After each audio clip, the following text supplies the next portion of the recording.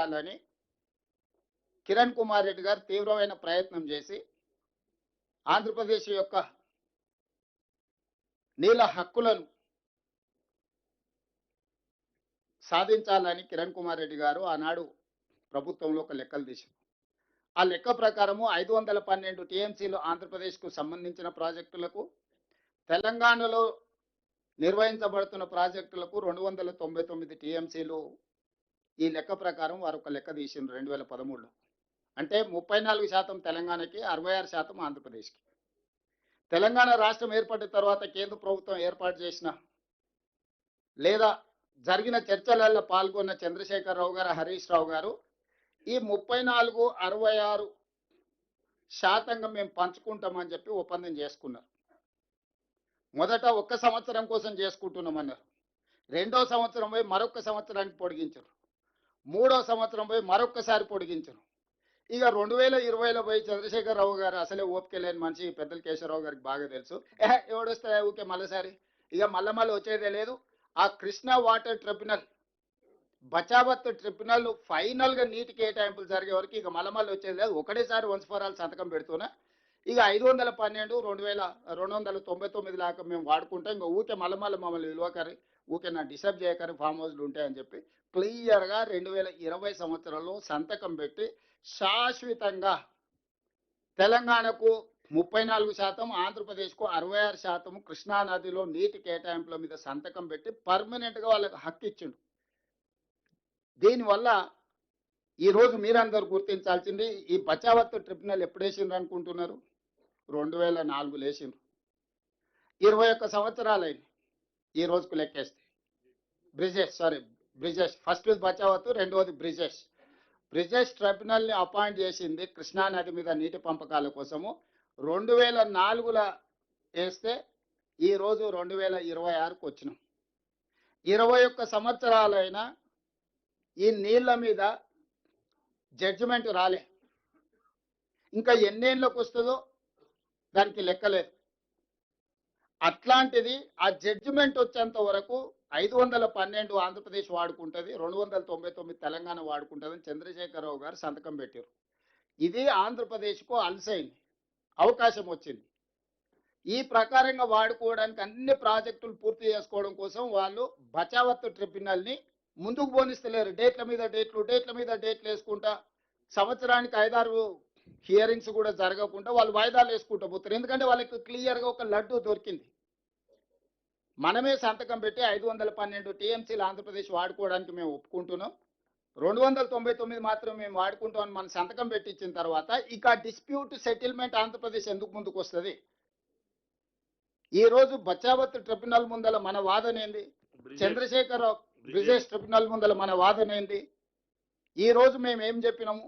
అంతర్జాతీయ జల విధానంలో పరివాహక ప్రాంతం ఎంతైతే ఉంటుందో అంత ప్రపోర్షనట్ షేర్ తెలంగాణకి ఇవ్వాలి. దాని ప్రకారం మా తెలంగాణ పరివాహక ప్రాంతం 71%, ఆంధ్రప్రదేశ్ పరివాహక ప్రాంతం 29%. దీని ప్రకారము మాకు 555 టీఎంసీల నీళ్లు వస్తాయి, మీకు మిగిలిన నీళ్లు మాత్రమే వస్తాయి. కాబట్టి మాకు నికర జలాలలో 811 టీఎంసీల్లో 555 టీఎంసీలు పరివాహక ప్రాంతాన్ని లెక్కగట్టి 71% మాకు ఇవ్వండి, 29% మీరు తీసుకోండి అని మొదటి వాదన వినిపించినాం. రెండవది, ఇదే బ్రిజేష్ ట్రిబ్యునల్ ఈ 811 కాకుండా అదనంగా ఇంకా కొంత నీటి లభ్యత ఉన్నదని 1005 టీఎంసీలు టోటల్గా ఉంటుంది అని ఆర్డర్ ఇచ్చిండ్రు గతంలో. దాని మీద సుప్రీంకోర్టు స్టే చేసింది. ఒకవేళ 1005 టీఎంసీలు అయిన కృష్ణానదిలో నీటి లభ్యత ఉమ్మడి ఆంధ్రప్రదేశ్కు ఉంటే 763 టీఎంసీలు తెలంగాణకి ఇవ్వండి, మిగతా 287 టీఎంసీలు మాత్రమే ఆంధ్రప్రదేశ్కి ఇవ్వండి అని చెప్పి రెండో వాదన మనం వచ్చినాక వినిపించినాం. దాంతో ఈరోజు ఆంధ్రప్రదేశ్ ఉక్కిరి బిక్కిరి అవడమే కాకుండా ఆంధ్రప్రదేశ్ ప్రధాన ప్రతిపక్షమైన జగన్మోహన్ రెడ్డి గారు చంద్రబాబు నాయుడు గారికి లేఖ రాసిండు 19th November 2025, almost 1.5 months back. ఏమని? తెలంగాణ సమర్థవంతంగా కృష్ణానది జలాల నీటి కేటాయింపుల మీద వాదన వినిపిస్తుంది, మీరు ఎక్కడ కూడా వాళ్ళని ఎదుర్కోలేకపోతున్నారు, దీనివల్ల ఆంధ్రప్రదేశ్కు మేము సాధించిన చంద్రశేఖరరావు గారిని మేము మేనేజ్ చేసి సాధించిన నీటి కేటాయింపులు కూడా ఈరోజు తిరిగి తెలంగాణకి వెళ్ళిపోయే ప్రమాదం ఉందని ఈరోజు జగన్మోహన్ రెడ్డి గారు అధికారికంగా చంద్రబాబు నాయుడు గారికి లేఖ రాసిండు. ఈ నేపథ్యంలో నిన్న జరిగిన ఎన్నికలు, ఈ నీళ్ళ వెనకాల కుత్సితమైన రాజకీయం ఉన్నది. తెలంగాణ రాష్ట్రం వచ్చిన తర్వాత లేదా చంద్రశేఖరరావు గారు మాజీ ముఖ్యమంత్రి అయిన తర్వాత 2023 డిసెంబర్లో జరిగిన అసెంబ్లీ ఎన్నికల్లో ఆ పార్టీ ఓడిపోయింది.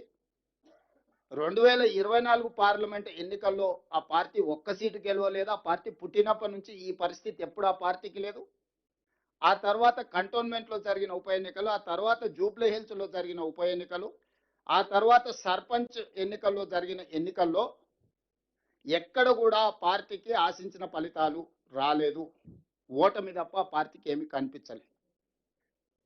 ఇప్పటి వరకు ఎన్నికల్లోనే ఓడిపోతూ వచ్చిన బీఆర్ఎస్ పార్టీ మనుగడనే కష్టమవుతుందని చంద్రశేఖరరావు గారు గుర్తించి బయటకు వచ్చి మళ్ళీ జల వివాదం రేపితేనే ఇరు రాష్ట్రాల మధ్య వైషమ్యాల నేపథ్యంలో తెలంగాణ రాష్ట్ర ప్రభుత్వము రేవంత్ రెడ్డి ఆంధ్రప్రదేశ్కు సహకరిస్తున్నాడని ఒక అపోహను కల్పించడం ద్వారా తన పార్టీని బతికించుకునే ప్రయత్నంలో భాగంగా ఒక అబద్ధాల సంఘాన్ని ఏర్పాటు చేసుకొని అబద్ధాల సంఘం ద్వారా నోరు తెరిస్తే ప్రతి పదము అబద్ధం, తూకం వేస్తే 24 క్యారెట్ అబద్ధం.